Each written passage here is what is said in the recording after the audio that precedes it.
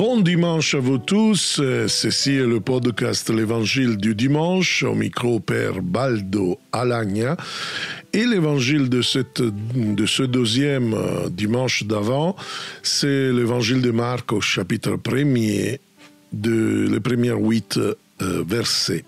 Pour le deuxième dimanche de l'Avent, la liturgie d'aujourd'hui nous offre l'occasion de compléter la connaissance de celui qui doit venir, qui a commencé déjà dimanche dernier, et aujourd'hui, il nous présente le début de l'évangile le plus ancien, l'évangile de Marc, qui commence par ces mots « commencement ». Ah, et là, il y a le mot grec « euangelio » qui signifie « bonne nouvelle ». Hein, c'est vraiment quelque chose de bon, c'est pas mauvais, c'est quelque chose qui vraiment impacte dans notre joie. Mais alors, c'est quoi la bonne nouvelle? Que le Christ est le Fils de Dieu. Hein, l'évangéliste de Marc, il va développer ce titre de Jésus comme Fils de Dieu. Fils de Dieu, on le voit déjà dans ce premier verset jusqu'au dernier chapitre, le centurion qui va reconnaître que le condamné à mort qu'il a transpercé, en effet, vraiment, il était le Fils de Dieu. Et je rajouterai aussi à notre titre, c'est-à-dire Sauveur. C'est-à-dire que Fils de Dieu nous parle de son être, de sa personne, mais dans cet évangile, nous voyons son action. Hein, c'est Jean, on va parler de Jean le Baptiste. Donc, c'est-à-dire que Jésus, il a un but dans son action, c'est-à-dire le salut. Le nom complet alors de Jésus avec ce titre, c'est Jésus-Christ, Fils de Dieu et Sauveur cette semaine. C'est ainsi que les premières générations chrétiennes aimaient l'appeler.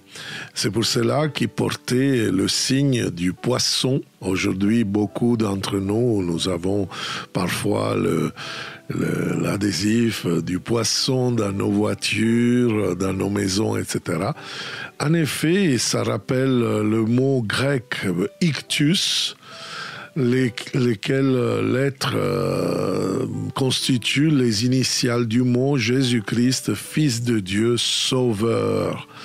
C'était une façon de professer, de se reconnaître comme disciple missionnaire de Jésus par un simple signe, sans mettre en danger sa vie dans une époque de persécution.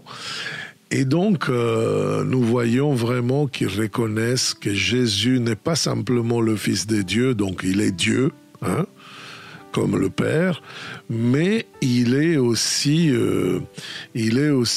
un sauveur dans son action, c'est-à-dire qui offre le salut. Or, tous les dimanches de l'Avent sont marqués par une insistance sur le thème du salut. On l'a vu déjà la fois dernière quand on a parlé beaucoup de la grâce. Dans ce dimanche, en effet, nous avons ce premier personnage présenté dans l'évangile de Marc qui est Jean. Yohanan en hébreu, ça veut dire le Seigneur est miséricorde. Et lui, fils d'un prêtre du temple, il ne fait pas son service dans le temple. Il va dans le désert et il baptise. Mais attention, il faut sortir de la mentalité liturgique et de la mentalité de penser que baptême, c'est prendre de l'eau, etc. En effet, il fait ça, mais c'est pas lui qui a commencé le sacrement du baptême.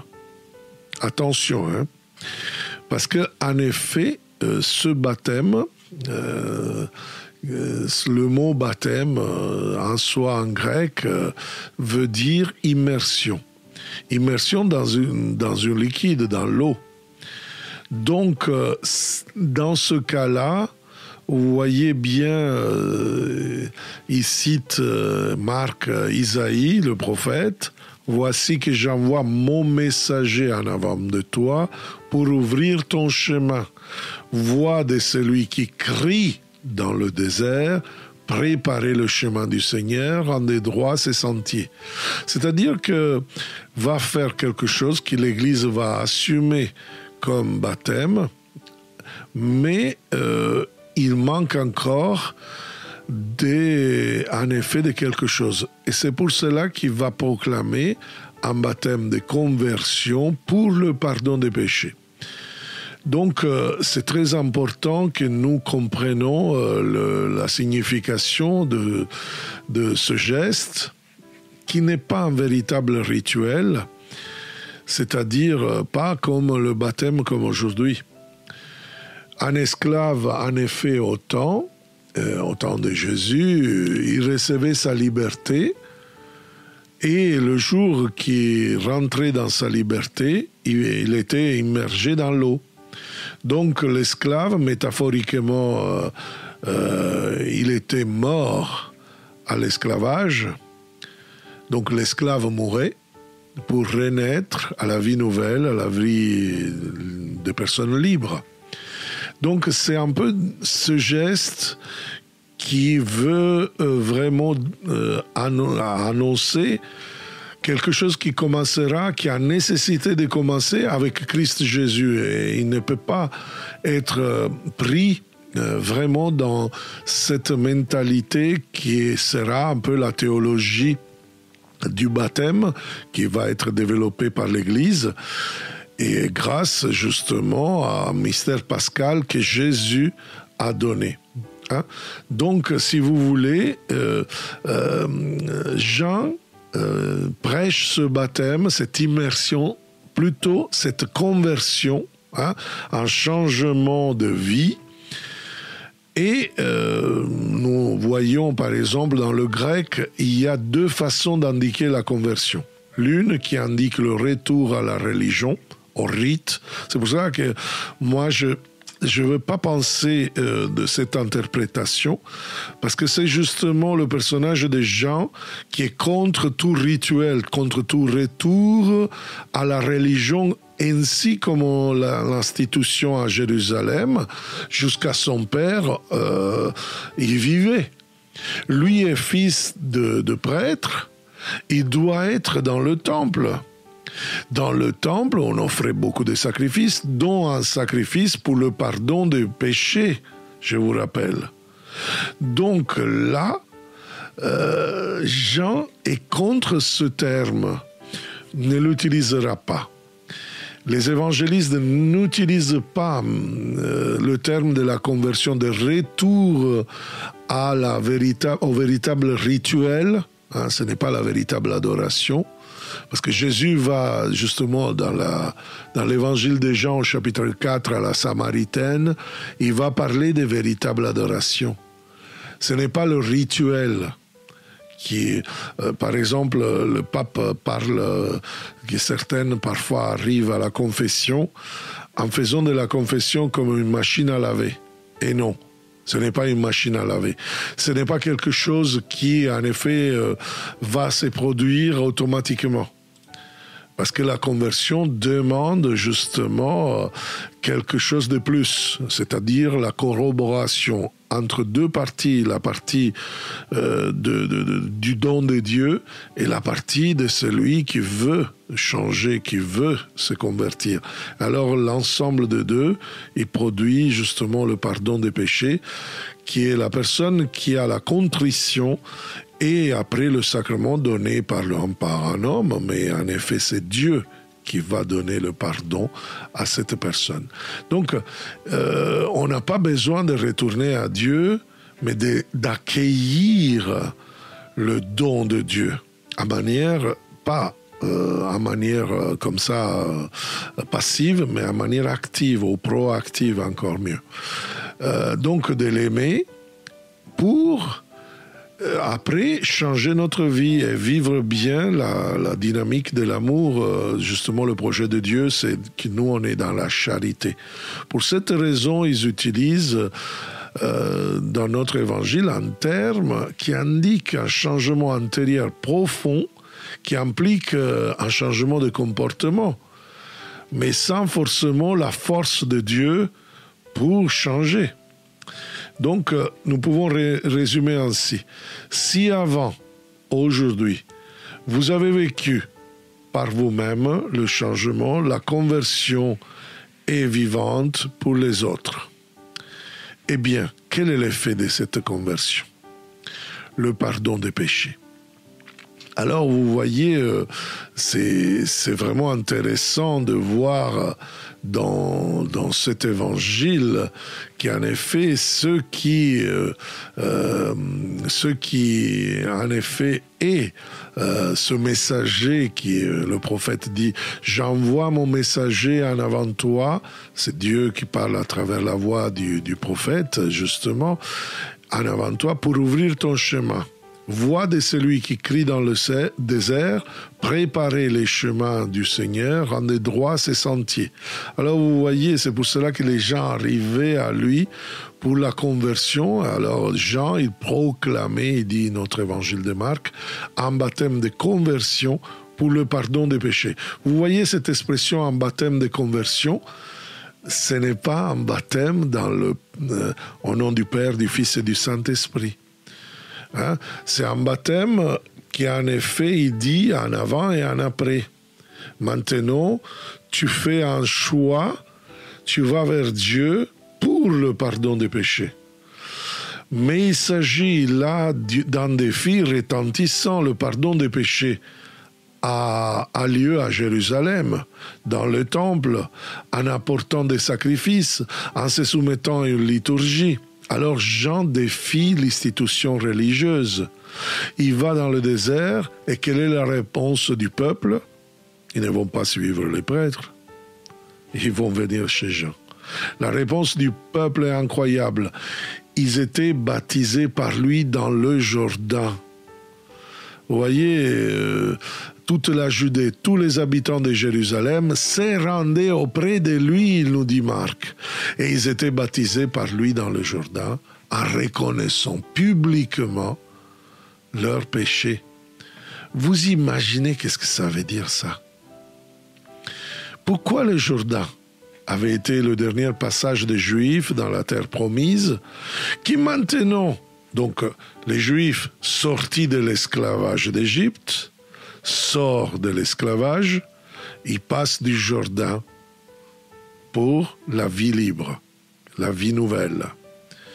Maintenant, la terre promise était la terre de l'esclavage.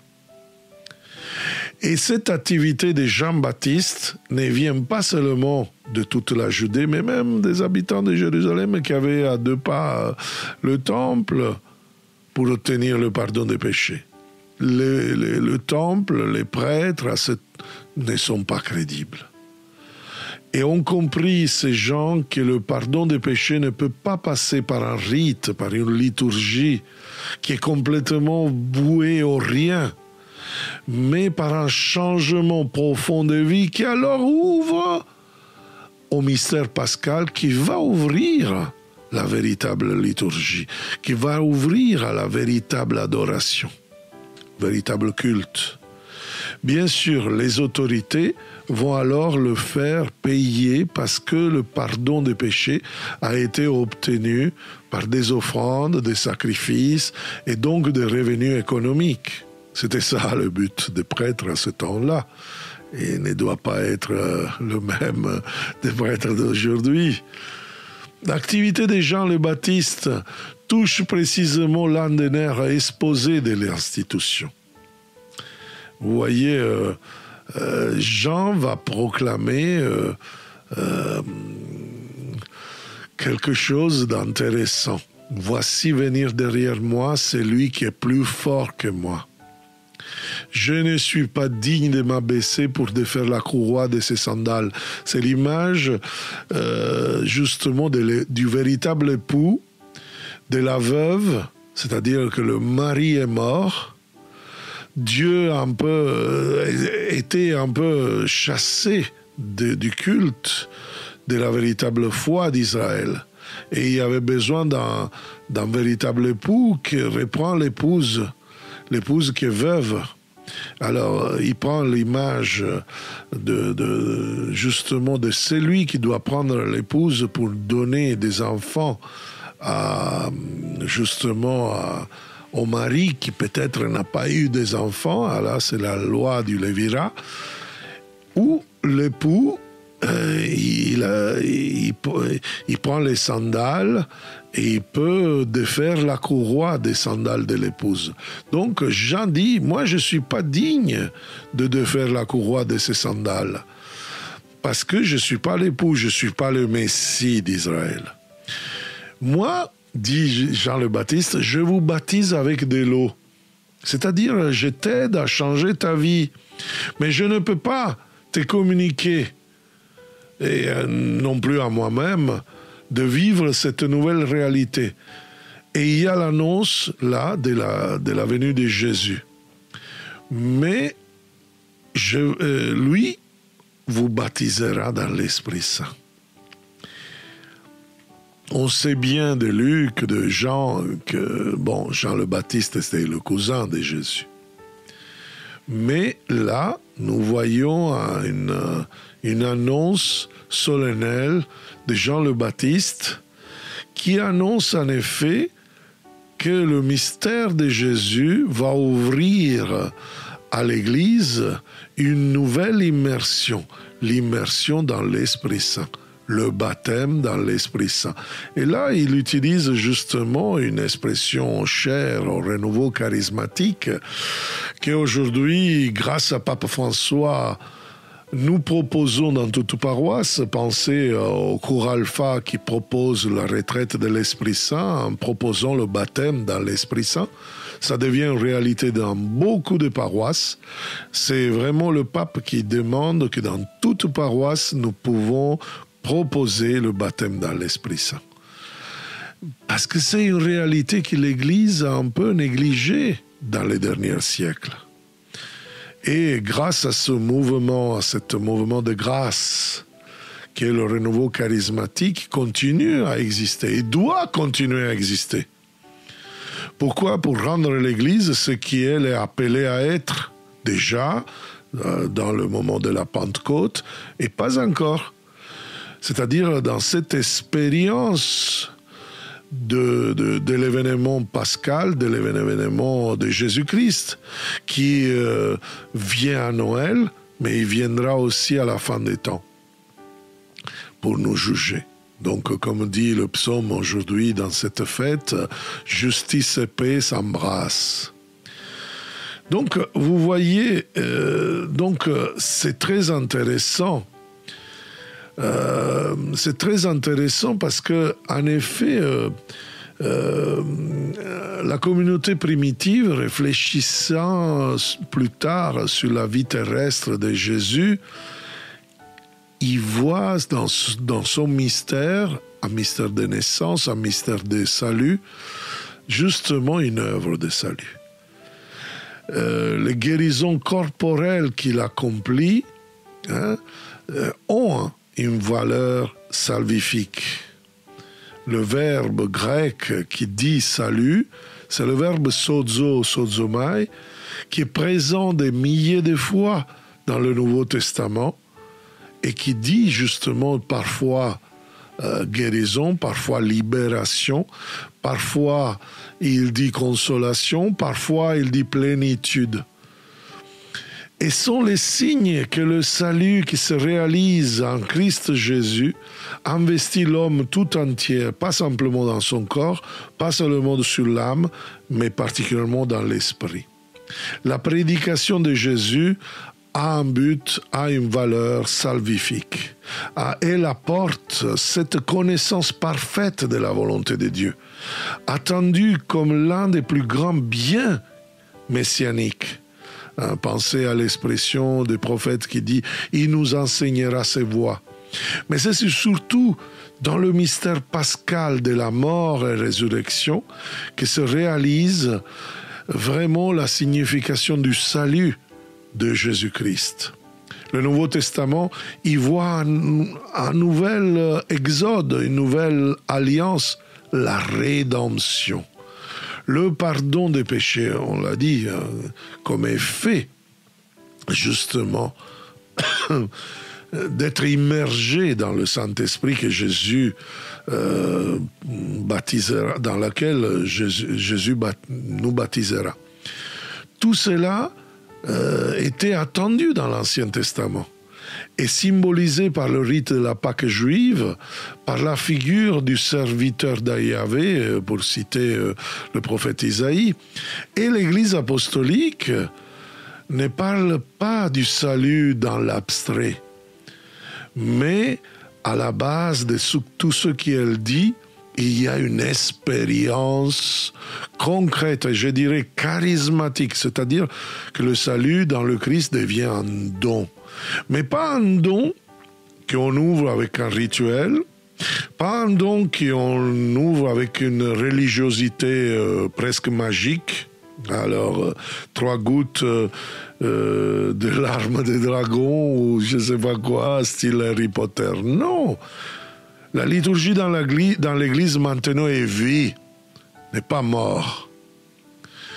Il n'y a de salut en personne d'autre, écrit l'apôtre Pierre dans les Actes des Apôtres, chapitre 4, verset 12, sinon en Jésus. Et Paul ajoute, nous sommes maintenant en paix avec Dieu. Nous avons accès à la grâce. Nous nous glorifions dans l'espérance. Nous sommes parvenus à la réconciliation. Goûtons les prémices de l'Esprit Saint. C'est Romains 5.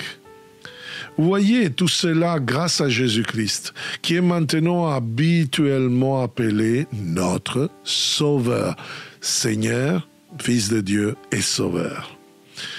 Donc, c'est le don du salut de Dieu à l'homme en Jésus-Christ. Maintenant, nous pouvons mesurer à cela les attentes de salut qui montent du cœur de l'homme. Nous nous posons donc les questions suivantes, parce que souvent on fait l'expérience aussi de certaines qui ne s'attendent pas au salut. Cette proposition, cet évangile, cette bonne nouvelle, a-t-elle encore quelque chose à dire à l'homme d'aujourd'hui?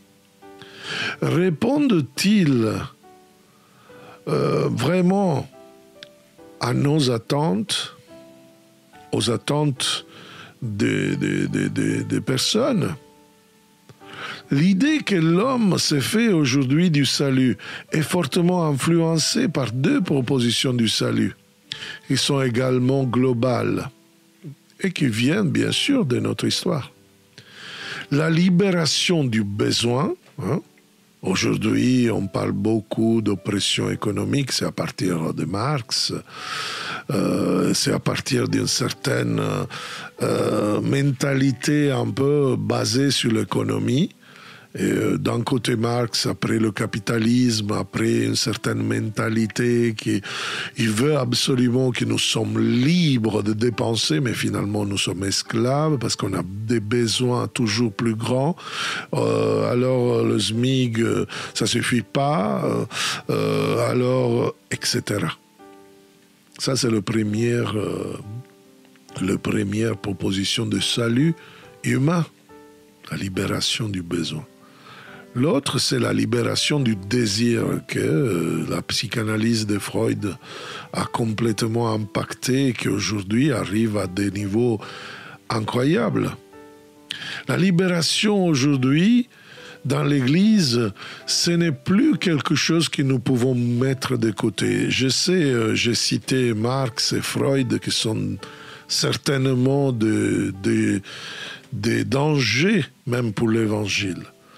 Parce qu'il parle justement d'un mot magique aujourd'hui pour nous, parce que tout le monde se sent conditionné d'un point de vue socio-économique ou d'un point de vue de l'oppression politique, totalitaire, penser à la libération des femmes, que dans le cœur de ce type d'idées, il y a du bon, parce que regardez combien de femmes aujourd'hui reçoivent vraiment des manques de respect jusqu'au féminicide, qui est vraiment une réalité terrible de nos nations occidentales. sans parler des enfants, sans parler des personnes marginées de notre société, les migrants, etc. Parlons de la libération sexuelle, c'est un truc génial, mais qu'est-ce qu'elle est devenue? Alors la libération doit interpréter l'aspiration majeure de l'homme d'une manière plus concrète, d'une dynamique du salut. De nombreux chrétiens ont donc essayé de réinterpréter le message biblique de cette manière. Parfois, justement, ils n'ont pas réussi. Parfois, il y a quelqu'un qui, dans la théologie de la libération, a déraillé dans des choses complètement aberrantes. Mais non sans fondement. D'ailleurs, parce que le salut opéré par Jésus, en plus d'une libération spirituelle du péché, de la loi et de la mort, exige inclus la libération matérielle de la faim, de l'injustice, de la maladie, d'abattre des barrières, des murs.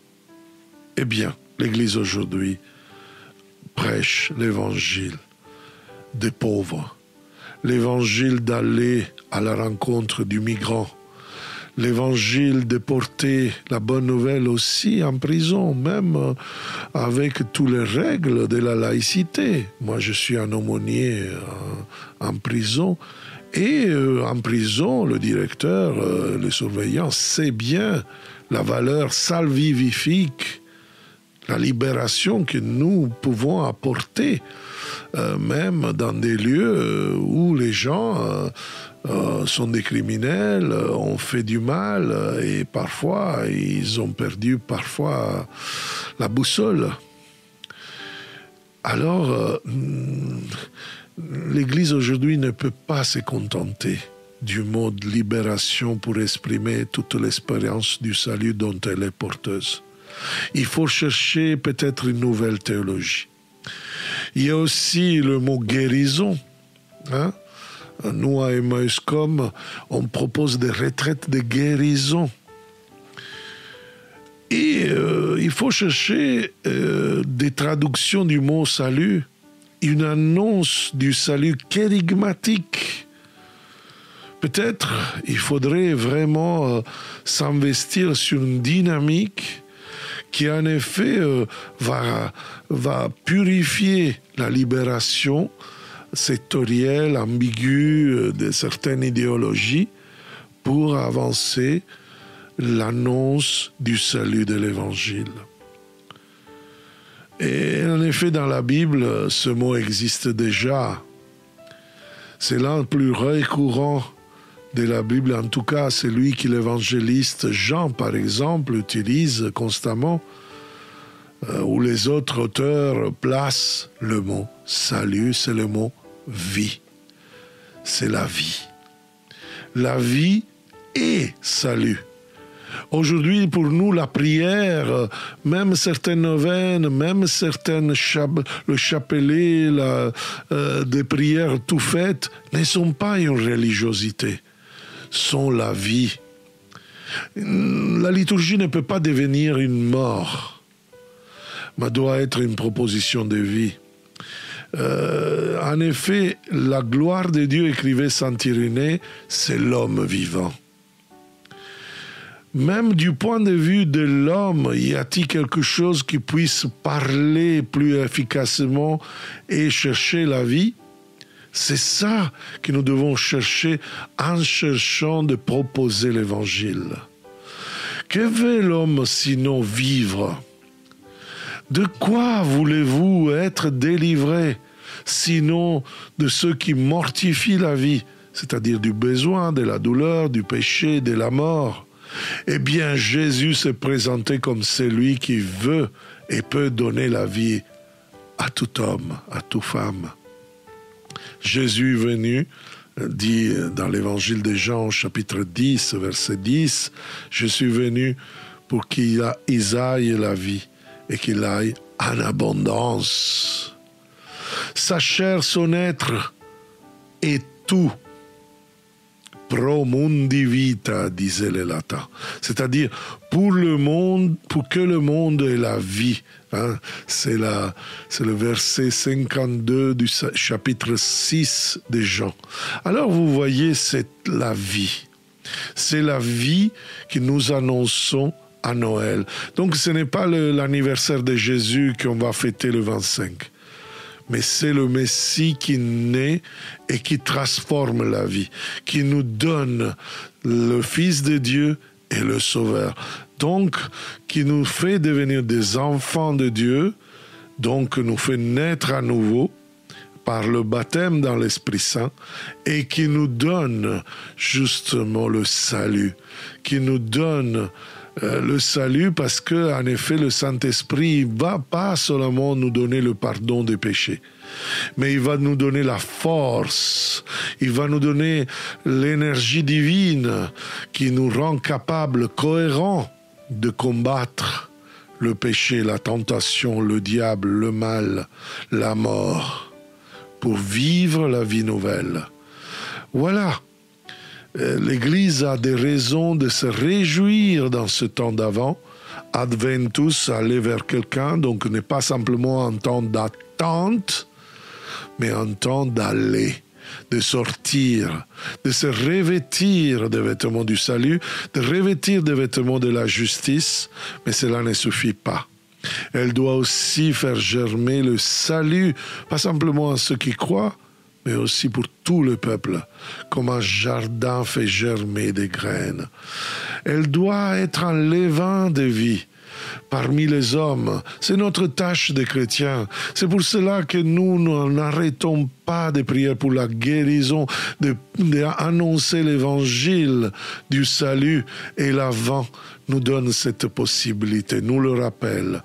Même en allant à l'Eucharistie, frères et sœurs, ça nous renouvelle la certitude que nous avons de l'annoncer à nos frères et sœurs qui parfois sont tristement assis dans l'ombre de la mort. Que le Seigneur puisse nous donner cette force. Et je vous encourage encore, je vous remercie tous ceux qui m'écrivent en me faisant savoir le commentaire au podcast l'Évangile du dimanche. J'aime bien quand vous le partagez autour de vous parce que c'est une manière aussi pour se former, pour évangéliser ensemble. Et particulièrement, je vous remercie aussi pour tous ceux qui ont acheté mon dernier livre, Explosion de joie.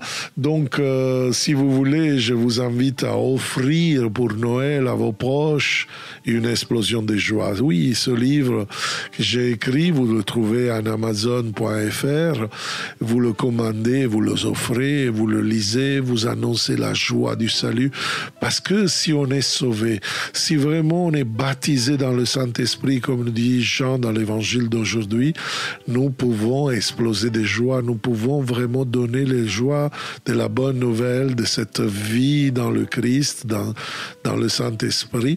Et alors là, nous évangélisons ensemble pour une belle évangélisation, en respectant les autres, sans faire du prosélytisme, mais vraiment en donnant le trésor plus grand que l'Évangile nous donne et qui répondent aux besoins de beaucoup de nos contemporains qui ont besoin justement de cette germe, de ces grains qui font pousser la vie.